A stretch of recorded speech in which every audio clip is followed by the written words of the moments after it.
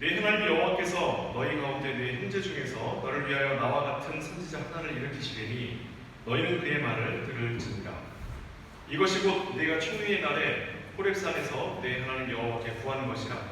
곧 네가 말하기를 내가 다시는 내 하나님 여호와의 음성을 듣지 않게 하시고 다시는 이 큰 불을 보지 않게 하소서.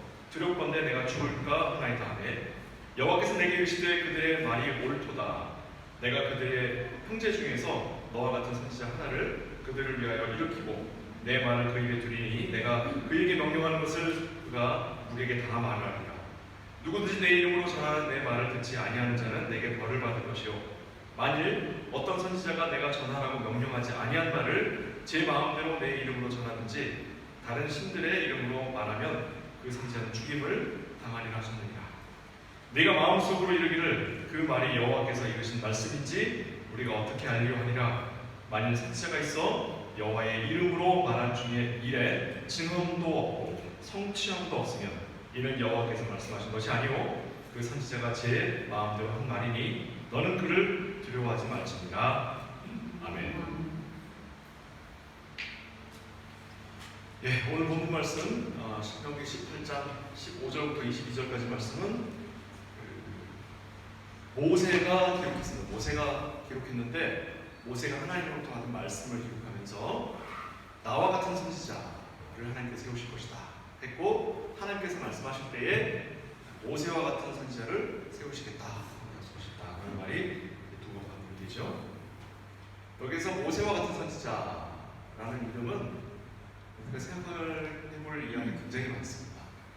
굉장히 많은데 크게 두 가지로 나눠서 보는 것인데 우리가 이 앞에서도 살폈던 것처럼 영적인 것과 물질적인 것으로 나누어서 보는 게 맞겠죠. 맞는데 여기서는 그 영적인 부분에 관하여 조금 더 확장해서 영적인 내용이 두 가지로 의미가 됩니다. 그러니까 총 굳이 이야기하자면 세 가지 정도로 이해할 수 있습니다.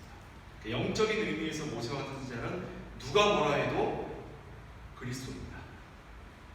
이것은 누구도 반론을 제기할 수 없는 분명한 하나님의 약속입니다. 구원에 관한 약속을 지금 하고 있는 거고요. 그리고 영적인 가치 두 번째는 우리 왕 같은 제사장으로 부름받는 우리 모두가 선지자이기 때문에 여기서 이 선지자로서 말씀 맡은 자로서 맡겨진 사명, 우리가 하나님의 말씀을 하나님의 나라에 부름받을 때까지 복음을 전하는 사명을 받았다라고 하는데 그 복음 전하는 자로서 부름받은 우리 모두가 교회가 여기에 속하게 됩니다. 그래서 영적인 가치에 있어서는 우리는 이렇게 두 가지 예수 그리스도를 닮는 교회에 속하게 되고 물리적으로는 이제 우리 목사라든가 선지자 같은 이 말씀을 전하는 역할을 맡은 사람들에게 해당하는 내용이 되겠습니다. 그러나 무엇보다도 전자가 굉장히 중요한 부분인 말씀입니다. 그래서 이 말씀을 통해 우리가 하나님께서 주시는 그 내용이 어떤 것인지 좀 살펴서 참으로 우리가 이 말씀을 어떻게 받을 것인지에 관하여 좀 고민하는 시간을 갖도록 하겠습니다. 자, 오늘 본문 보시면 16절, 17절에 이렇게 되어 있죠. 이것이 곧 네가 충유의 날에 호렙산에서 내 하나님 여호와께 구한 것이라. 우리가 구했다고 합니다. 그렇죠? 모세와 같은 선지자를 우리에게 주옵소서라고 총회 날 이스라엘 백성들이 하나님께 구했다고 합니다. 굉장히 특이한 표현이에요. 그러니까 성경에서 굉장히 특이한 표현들이 나오는 게 뭐냐면 우리가 행하지 않는 것 같은데 우리가 미처 거기까지 도달하지 않은 것 같은데 하나님이 먼저 행하시고 그것을 누구에게로 돌리시냐면 우리에게로 돌리시는 특징이 있습니다. 대표적인 경우가 우리가 우리 형제의 잘못한 것을 용서한 것 같이 우리 죄를 용서하옵시고 어디 나오죠? 주의 기도에 포함되어 있잖아요. 우리가 우리의 형제의 잘못을 언제 용서했습니까? 용서한 적 없어요. 우리는 절대 용서한 사람들이 아닙니다. 근데 우리가 먼저 용서한 것처럼 하나님이 우리를 용서하옵시고 라는 고백을 하게 하시는 거예요. 이것을 통해 오히려 하나님의 죄의 용서가 먼저고 그 죄의 용서함을 받은 우리가 하나님을 따라 예수 그리스도의 은혜를 따라 우리 이웃을 관대함으로 관용으로 대하는 그 내용을 뒤집어서 표현하고 있는 거죠. 이게 여기 오늘 성경에도 표현되어 있습니다. 그래서 우리가 구하는 것이 아니라 사실 하나님께서 약속하시는 거예요. 먼저. 그러면 이스라엘 백성들이 구한 건 뭐냐? 그 뒤에 나오는 얘기예요. 내가 다시는 내 하나님 여호와의 음성을 듣지 않게 하시고 다시는 이 큰 불을 보지 않게 하소서. 두렵건대 내가 죽을까 합니다. 어떻죠? 참 희한한 기도예요. 희한한 기도예요. 우리는 기도할 때 내가 하나님의 얼굴을 뵙기를 원하고 내가 하나님의 음성을 듣기를 바란다고 기도하잖아요. 근데 왜 하나님의 얼굴을 뵙는 것을 두려워하고 왜 하나님의 음성 듣는 것만 아니라 하나님 뵙는 것을 두려워하는가?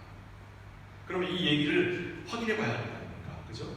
총회의 날을 얘기할 때는 언제를 얘기하는 거냐면 시내산에서 십계명을 받고 그 뒤에 금송아지 사건 때문에 난리가 나죠. 그죠? 그리고 두 번째 십계명을 받죠. 이 모든 과정들을 이제 총회의 날이라고 지금 이야기하고 있는 거예요. 그러니까 총회의 날이란 지금 언제를 가리키는 거냐면 첫 번째 십계명과 두 번째 십계명 사이에 벌어진 일을 얘기합니다. 그래서 오늘 출애굽기 32장, 33장으로 가서 거기를 좀 살피도록 하겠습니다. 출애굽기 33장으로 먼저 가볼게요. 출애굽기 33장입니다. 스파이트 모세스, 카피탈 33, 22절부터 23절까지 말씀 먼저 읽어볼게요.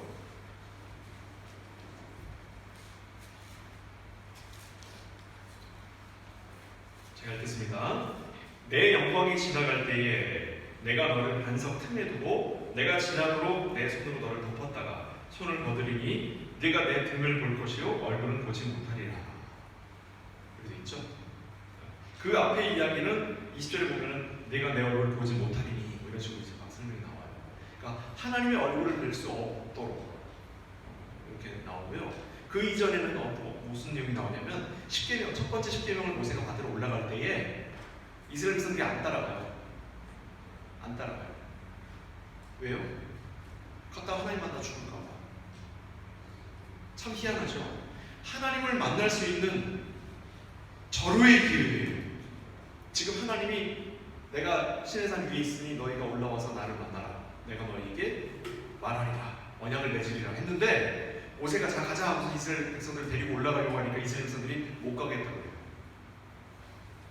출애굽기 20장에 나옵니다. 못 가겠다고. 그래서 모세 혼자 올라간 겁니다. 그리고 모세 혼자 올라간 동안에 이스라엘 백성들이 그 아래서 한 짓이 금송아지 만든 거예요. 자, 왜 이런 일이 벌어지냐면 이스라엘 백성들은 알았어요. 자신들이 죄를 지으면 하나님 앞에서 그 죄 때문에 죽임을 당하는지 알았어요. 그런데 묻습니다. 당신 죄 졌지? 아니요, 제가 무슨 죄를 져요? 저는 결백합니다. 그래, 하나님 뵈러 가자. 그러면 아유 그럼 만나야죠. 나서야 되는데 아무도 못 가는 거예요. 이해하실 그 마음을? 이해가 되십니까? 그 상황이에요, 그 상황. 그러니까 하나님이 어떻게 하시는 거예요? 그래, 너희가 나를 만나러 오면 너희가 다 죽어버릴 걸 내가 아니. 내가 너희와 내가 만나는 그 순간에 내가 손을 덮어 너희의 눈을 가리고 내가 다 지나간 뒤에 너희가 내 등만 볼 수 있게. 의인법입니다. 실제로 하나님 등이 어디 있고 얼굴이 어디 있어요.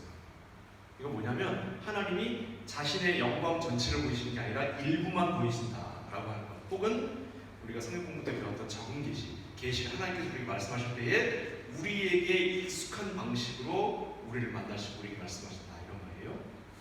그걸 여기서 보이시는 거예요.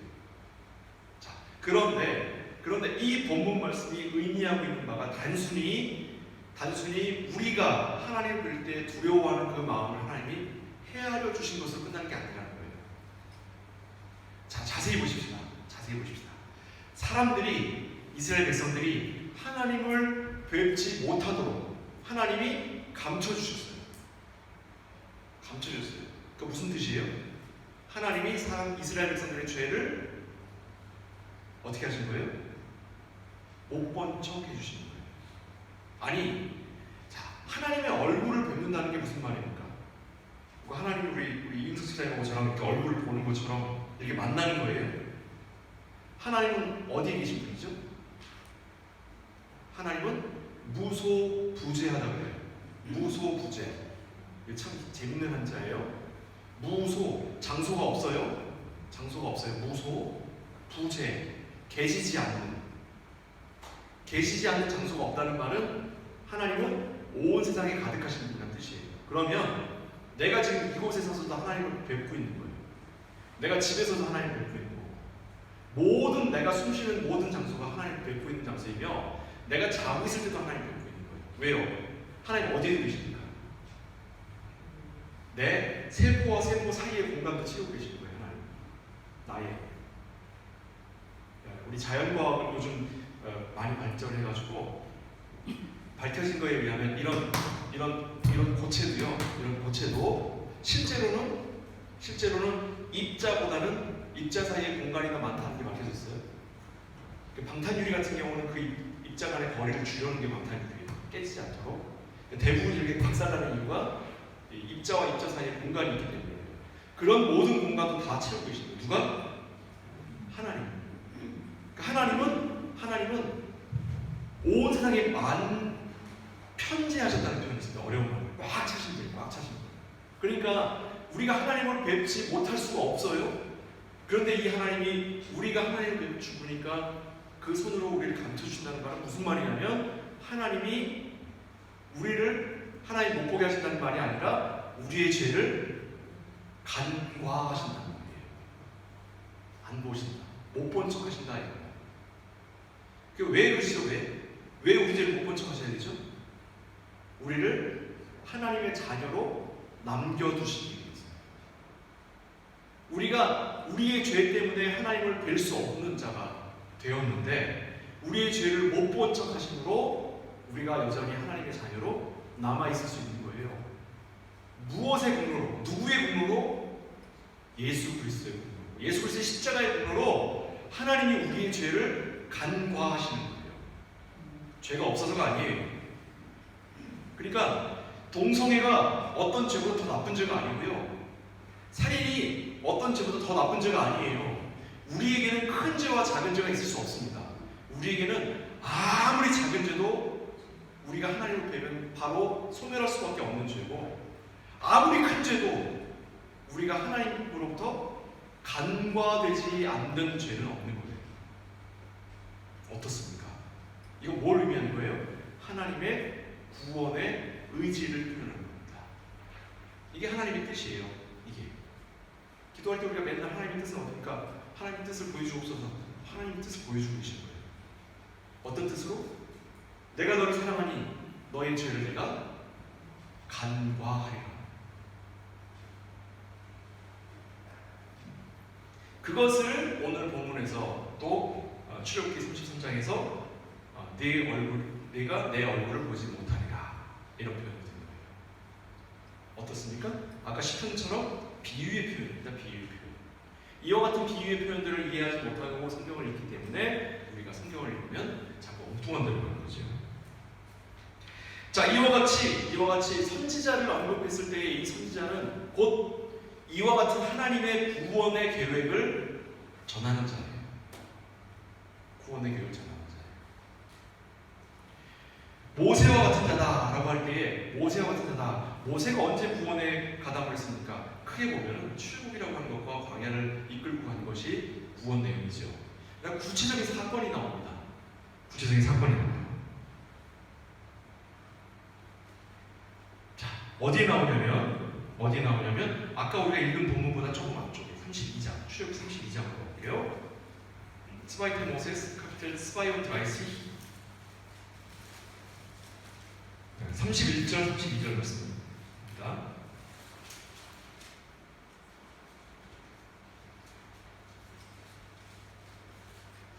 Verse 31 und 32. 자, 함께 읽겠습니다. 자, 시작.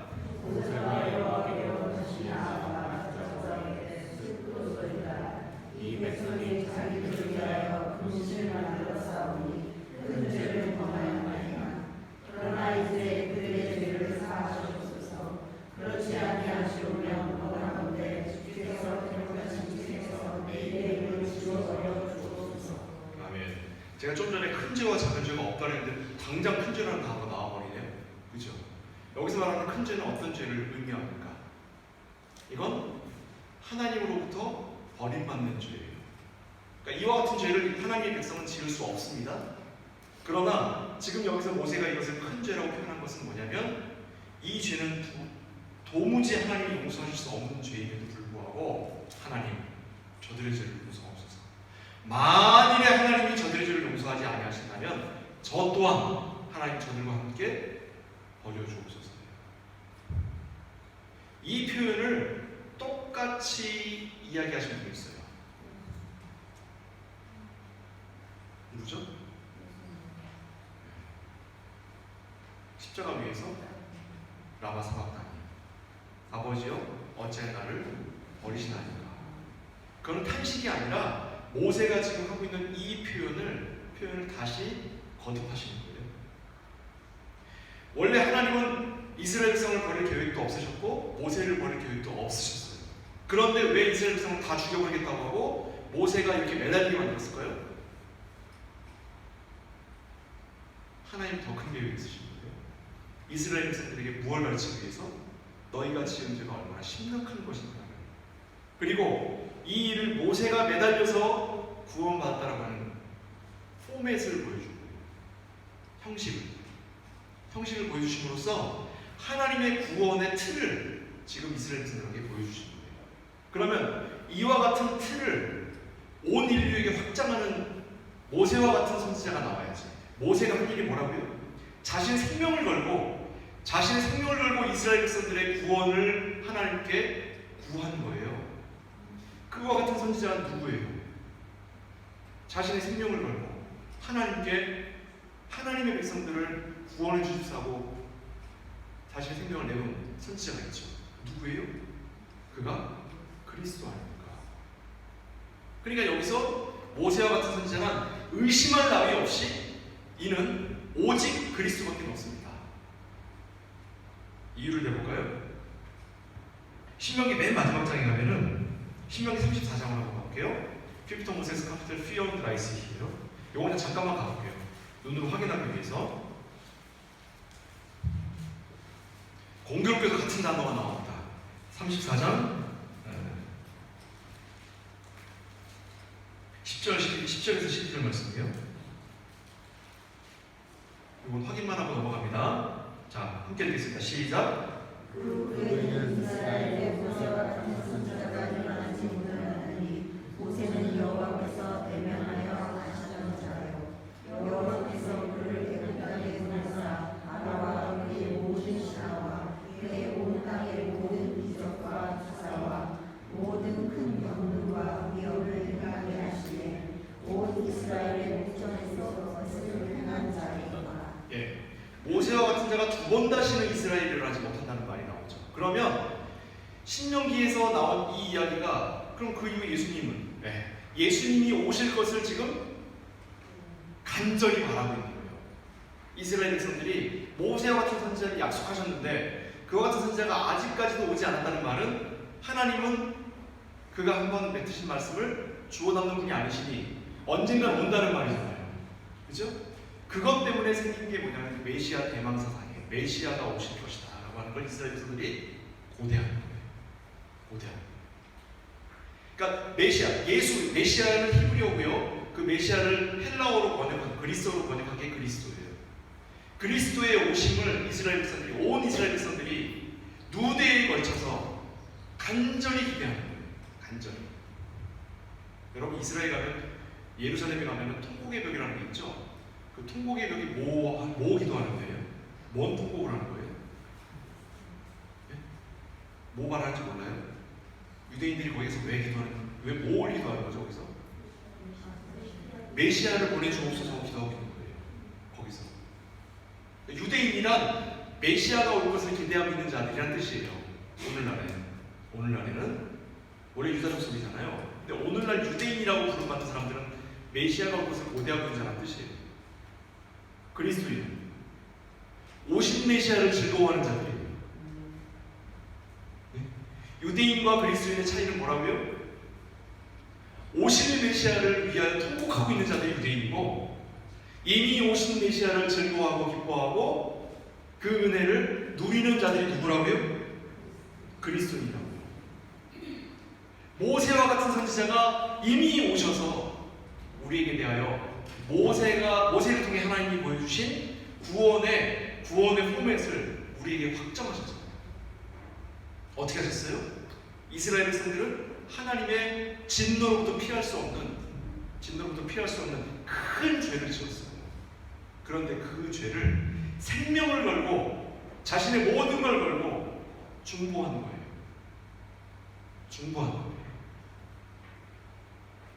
그럼 하나님이 막 죽이려고 막 했는데 모세가 말려서 못 죽이신 거예요?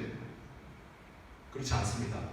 우리 신명기 나중에 32장, 33장을 나중에 한번 읽어보셔요. 거기에 보시면 모세는 말리고 있는데 하나님은 모세의 말에 영향을 안 받고 계셔요.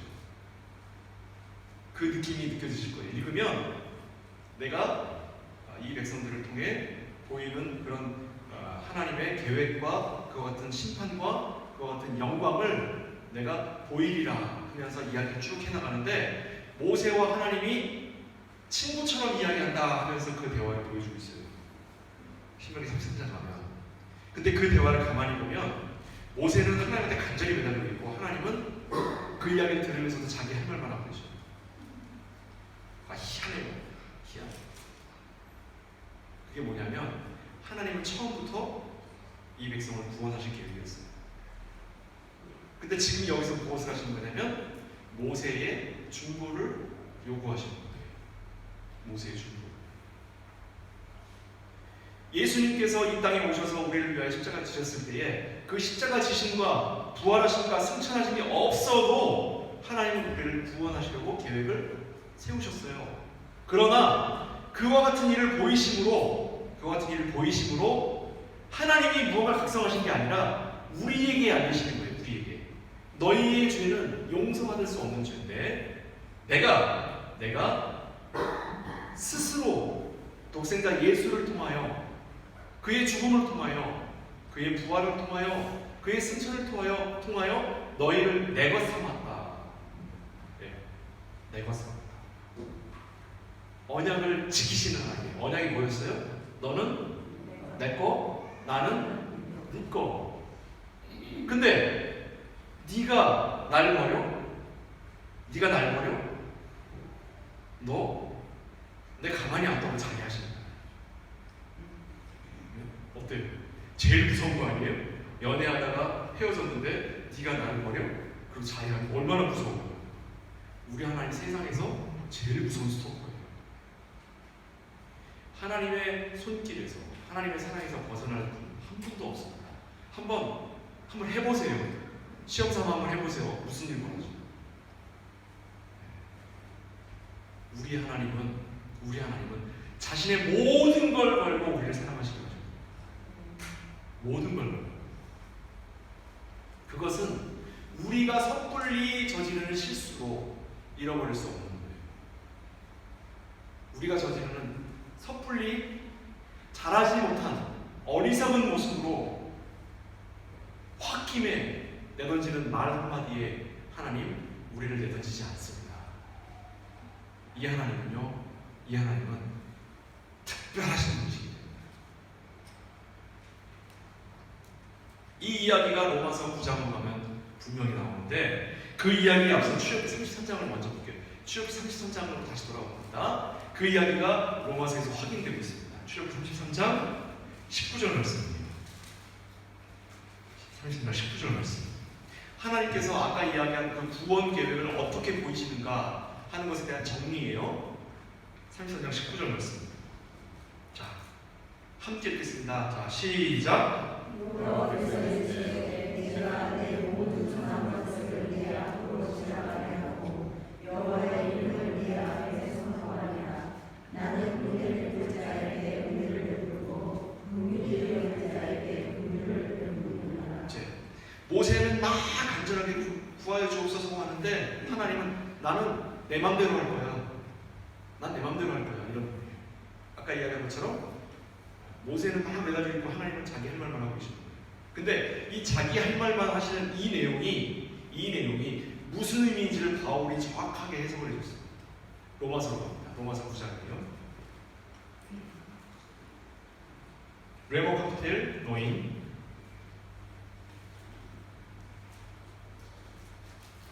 Verse 15 bis 18 15절부터 18절까지 봤습니다.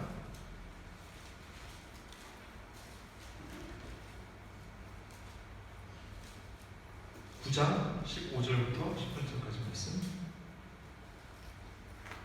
14절부터 읽을게요. 14절부터. 자, 함께 읽겠습니다. 노이테스 사이트 250. 자, 그런즉 시작. 그런즉 우리가 무슨 말을 하리요? 하나님을 대변하였느냐? 그럴 수 없느니라. 모세에게 이르시되 내가 긍휼히 여길 자를 긍휼히 여기고 불쌍히 여길 자를 불쌍히 여기라 하셨으니 그런즉 원하는 자로 말미암아 하리요 나를 받자는 자로 말미암아 하리요 오직 긍휼히 여기시는 하나님으로 말미암으리라. 성경에 바로 이르시되 내가 이를 위하여 너를 세웠으니 곧 너로 말미암아 내 능력을 보이고 내 이름이 온 땅에 전파되게 하려 하라 하셨으니 그런즉 하나님께서 하고자 하시는 자를 긍휼히 여기시고 하고자 하시는 자를 완악하게 하시느니라. 아멘. 뭔 말이에요? 하나님은 자기 마음대로 하신다는 거예요. 자기 마음대로 하시는 거예요. 그 두 가지 예를 들었죠. 하나는 좀 전에 본 모세와 하신 말씀을 예를 들었고, 하나는 바로에게 하신 말씀을 예를 들었어요. 여기 보시면 해석의 표현이 잠깐 나오죠. 16절이에요. 그런즉 원하는 자로 말미암음도 아니요 다른 박질하는 자로 말미암음도 아니요 오직 긍휼히 여기시는 하나님만으로 말미암습니다. 원하는 자는 자 보세요. 원하는 자는 어떤 자냐면 주시옵소서 아멘 할렐루야 하는 사람들. 어때요? 원하는 거 맞아요? 네. 그거 주원구원하는 거예요. 그게 아무 의미 없는 겁니다. 진짜는 뭐냐면, 진짜는 하나님의 뜻을 내게 비추어 주옵소서. 내가 받겠나이다. 내가 이 일에 대하여 하나님의 뜻이 나의 삶을 통해 어떻게 드러날지, 나는 지금 힘들고, 나는 지금 곤고하고, 나는 지금 괴로우나 주께서 내게 계획하신 뜻이 하나님의 뜻에 합하다면 내가 감당하겠나이다. 주여 허락하옵소서. 이게 성도의 기도예요. 오, 하나님 주시옵소서. 왜 나만 안 줘요? 나만 안 줘요? 왜 그거는 하나님의 뜻에 합한 기도가 아닙니다. 이게 원하는 자로 말이에요. 그렇지 않다고 했죠? 다른 박질하는 자로 말미암음이라는 구조는 뭐냐면, 이거 올림픽을 비유는 거예요. 바울이 의외로 이 스포츠 경기를 좋아했던 것 같아요. 올림픽 비유를 되게 많이 드는데, 이거는 스포츠맨 할 때 달리기 막 하잖아요. 달리기 막 하면 달리기 하는 사람들은 어떤 사람들이에요? 경쟁하는 사람들.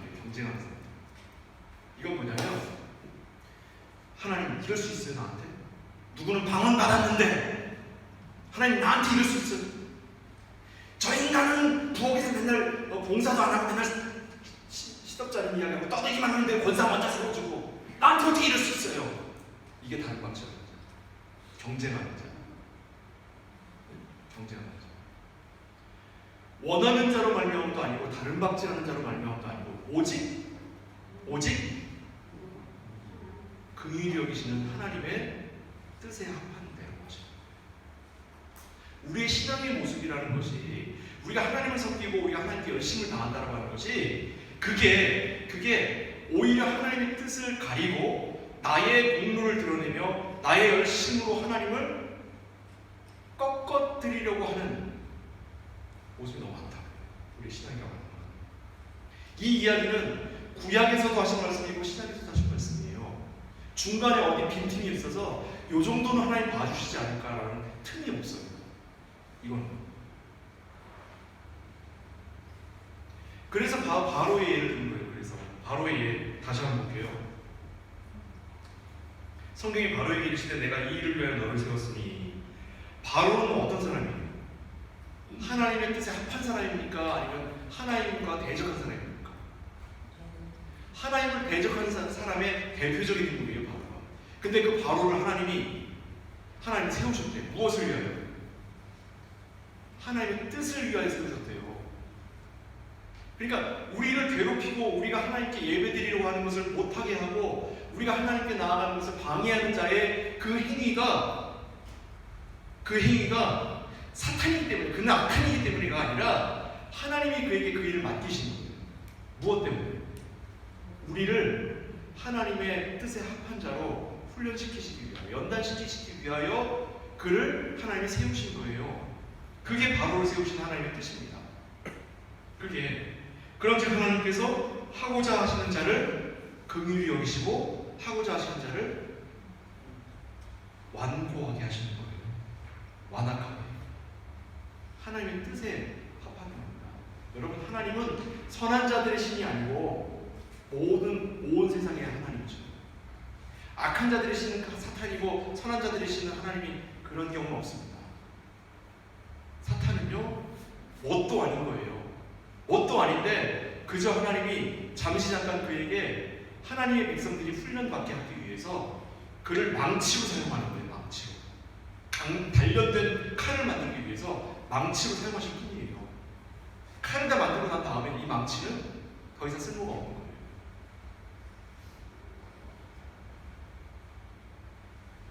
이러한 구조와 모세의 역할을 이어서 행할 모세와 같은 선지자는 바로 예수 그리스도를 의미하고 있습니다. 아까도 말씀드렸듯이 형식적으로는 하나님의 말씀을 맡은 선지자들, 또 목사들, 이런 사람들이죠. 형식적으로. 그래서 이 말씀을 하나님의 말씀, 하나님께서 주신 말씀과 하나님께서 제시하신 이 구원 계획을 전하는 이 일을 맡은 자들이 선지자인데, 목사인데, 이 일을 행하지 않고 헛된 것을 전하는 자들은 하나님이 뭐 어떻게 하신다고요? 모두 다 죽여버리신다고요.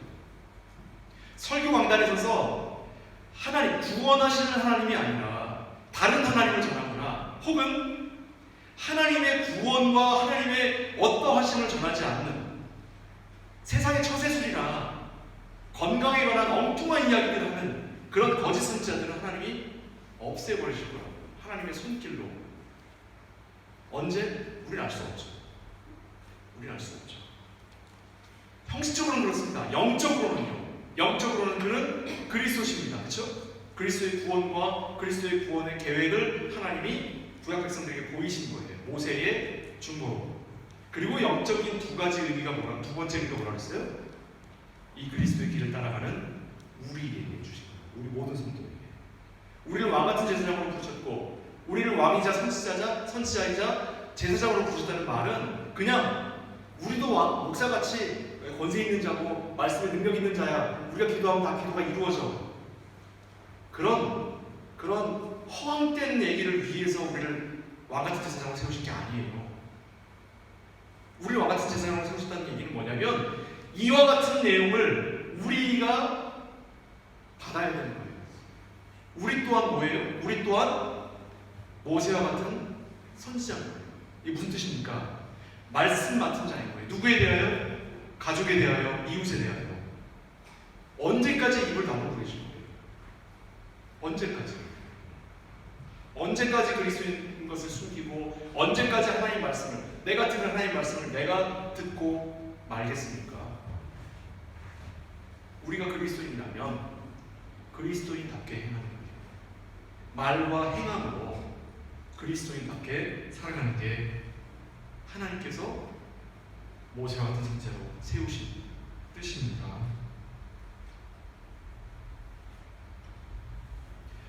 본문 말씀 다시 들어가 보겠습니다. 신명기 18장으로 다시 들어갈게요. 18장 19절 20절 말씀입니다. Kapitel 18 Verse 19 und 20. 자, 누구든지 내 이름으로 전하는 내 말을 듣지 아니하는 자는 내게 벌을 받을 것이고, 만일 어떤 선지자가 내가 전하라고 명령하지 아니한 말을 제 마음대로 내 이름으로 전하든지 다른 신들의 이름으로 말하면 그 선지자는 죽임을 당하리라. 19절과 20절이 대구예요. 대구.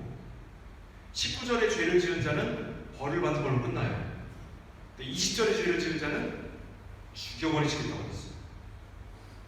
이거는 작은 벌과 큰 벌의 비유를 둔 거예요. 지금. 작은 벌은 뭐예요? 말씀을 듣고도 듣지 않는 자예요. 근데 큰 벌을 받은 자는 누구예요? 하나님의 이름을 망령되이 일컫는 자예요. 혹은 하나님의 이름을 전한다고 하면서 다른 신의 이름으로 소원을 비는 거예요. 이런 자들이 누구였죠? 지난주에 말씀에 나온 하나님을 믿는다 하면서 주술가를 찾아가거나 점장님을 찾아가거나 무당을 찾아가고 박수를 찾아가 그곳에서 내 욕심을 위하여 소원을 비는 자들, 그래놓고 거기다가 하나님이라고 이름을 덮어 씌우는 자들 누구예요? 금송아지 만든 이스라엘 백성 누구예요? 성경에서 말씀하지도 않은 자를 우리가 만들어 놓고 그를 하나님이라고 부르는 나 아니요 나. 내가 저지르고 있는 죄 아닙니까? 이게. 반드시 죽여버리셔야 돼요. 그런데 그런 하나님의 의지를 우리에게 펼치지 아니하시는 이유가 단 하나예요. 무엇 때문이에요? 모세와 같은 선지자가 우리를 위하여 중보하시고 우리가 얼마나 하나님께 큰 은혜와 사랑을 받고 있으며 얼마나 우리는 그 사랑을 배배하며 살아가고 있는가에 대한 절실한 끔찍한 감각이 있으셔야 돼요. 그것이 곧 우리로 하여금 하나님의 은혜를 구하게 하는 우리의 신앙의 원천이 되는 것입니다. 내 말을 그 입에 두리니 하고 말씀하셨어요. 내 말을 그 입에 두리니. 여러분, 우리가 때를 넣든지 때를 넣지 못하든지 우리가 하나님의 말씀을 전하고 하나님의 백성으로 살아가는 것은 우리가 하나님의 말씀에 합한 자이기 때문이 아니에요. 우리가 하나님의 말씀을 전할 수 있을 만큼 지식이 뛰어나기 때문이 아닙니다. 하나님이 그 말씀과 그 능력과 그 지혜와 그 은총을 우리의 입에 두셔서 우리의 손끝과 발끝에 두셔서 우리가 가는 곳에 하나님의 말씀을 전해주고 우리가 행하는 것에 하나님의 말씀이 퍼져나가도록 하나님은 우리를 모세와 같은 선지자로 세우셨기 때문입니다.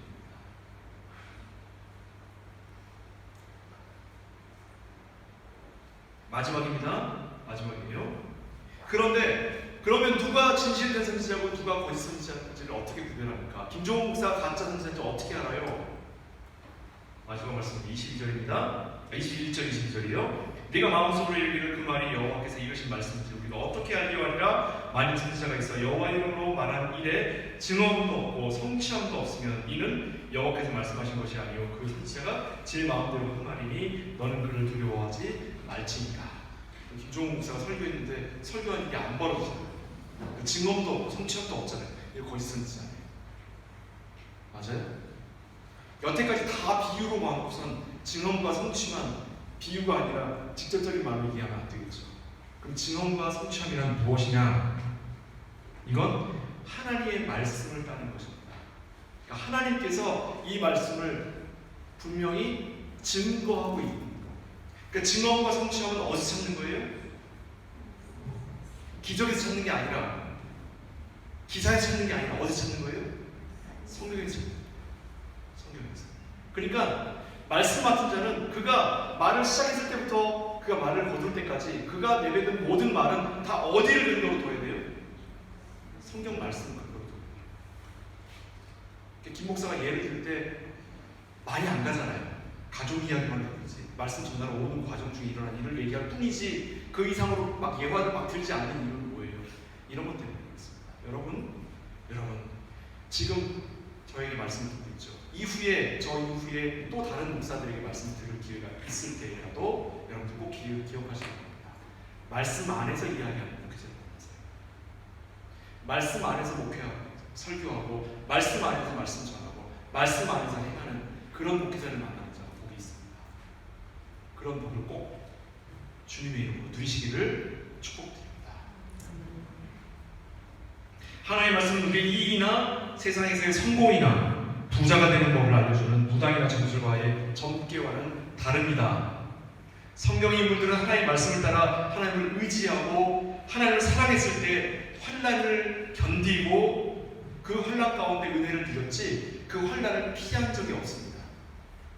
우리에게 주어진 어려움들, 우리에게 허락된 시련들이 피해가기를 기도하지 마시고 그 그 시련 가운데 숨어있는 하나님의 은총을 발견하시고 그 은총을 누리시며 그 가운데 하나님의 말씀을 속삭이시는 하나님의 말씀을 듣는 저 여러분 되시길 주님을 축복합니다.